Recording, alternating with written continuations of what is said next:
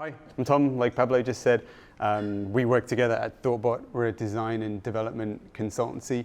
I'm not a heavy Ember user, but I am a heavy JavaScript user, and I guess I've been going on about enjoying using Async await in my current project at work, and Pablo suggested maybe I'd like to give a quick talk about it.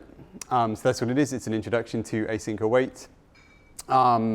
If you're already very familiar with it, you probably won't get much out of this talk, but if you've heard of it but not used it, or you haven't heard of it, then hopefully there's something interesting here for you. So first up, what is Async await? It was introduced in ES8, also known as ES 2017, and it's an alternative to using the promises API directly when you are writing and dealing with asynchronous code. And basically, in a nutshell, what it allows you to do is write asynchronous code that looks like regular old synchronous code. And I think that's the main benefit for me, sort of readability. So I figured just we'll work through some super simple examples. Here I've defined a function foo. It does nothing interesting. It returns the string foo. Underneath, I've implemented the same function, but I've marked it as async. And that has had two effects. One is that it's caused the return value of the function to be a promise that resolves with the original value returned by the function. So in this case, it returns a promise that immediately resolves with the string foo. And the other thing that it allows us to do is use await within the function, and that's kind of the interesting part. So here's a slightly more interesting function. Fetch and transform post uses the fetch API to fetch some data. It then decodes that data as JSON and performs some transformation on that data. Let's say it normalizes the keys. And fetch and response.json both return promises. So usually we'd attach a then handler to both of those. In this case, we are awaiting the result, and that causes us to suspend execution of this code path until the async operation has completed, so until the promise is resolved, and await unwraps the result and assigns it to a variable. So we await the result of the fetch call, and that gives us the response, and then we await the JSON decoding of that response and assign that to post. And then we perform some synchronous operation, like I said, maybe we're normalizing the keys of post or something like that, and return transformed post. So the return value of fetch and transform post is a promise that resolves with the value of transform post, assuming everything is successful within the function. So I find where async await really shines is where you've got asynchronous code interspersed with synchronous code, and maybe some kind of conditional logic going on in there. So here we're doing something very similar. We are fetching some data, we're decoding it as JSON, and then we have a condition where we check the status of the thing that we've just fetched. And if it matches published, we go off and fetch some additional data. We're fetching the comments for the post that we're interested in. Again, we're decoding those as JSON, and then we're returning those comments merged into the post, basically. Otherwise, if the status is anything else, we just return the post.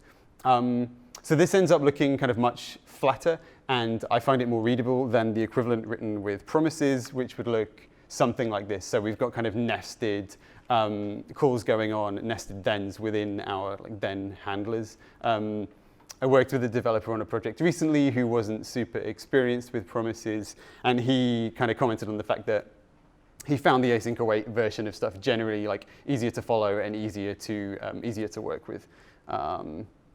So there are a few cases where you can't get away from the fact that you are using promises behind the scenes and you have to interact with that API directly. And one of those is if you want to perform concurrent asynchronous operations. So here we have two functions which both kick off some asynchronous work.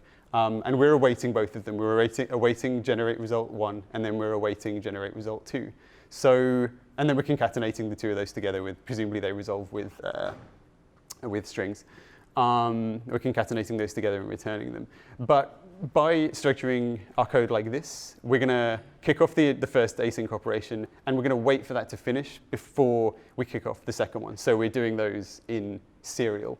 And maybe that's fine, but because they're independent, we could have those bits of work happen concurrently. So if we wrap those two asynchronous functions in a promise.all and await that, then they will happen at the same time, and when they're both resolved, we'll return the same result as we did previously, but possibly slightly more efficiently.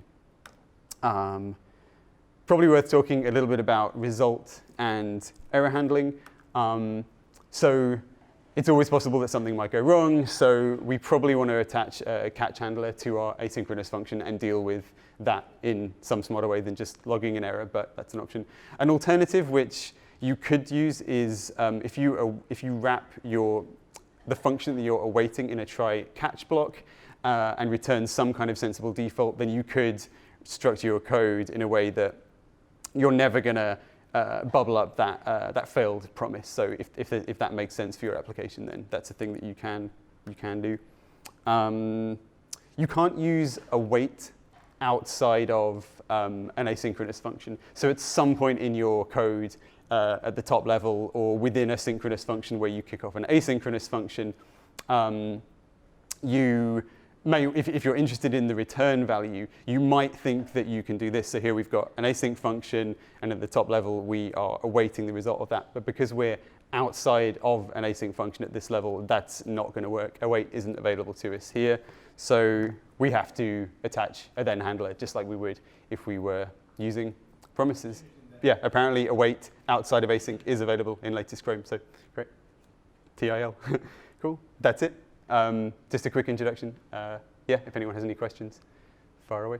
I've only really been using async await on the sort of current project that I'm on right now. I haven't run into that a whole bunch. It's a React native project that I'm on, and so generally, I would say it's not a situation that I've run into a bunch, although I can imagine that that would be confusing. So your situation is you're saying like you're trying to await functions that actually don't return promises. You're awaiting like synchronous. We are using a static type checker on this project, so I'm definitely coming at it from that angle as well.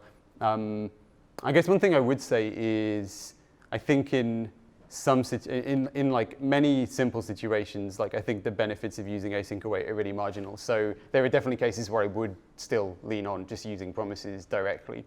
I think, yeah, like I haven't got like a blanket rule for that or anything. It's just, yeah, case by case. Thanks for listening.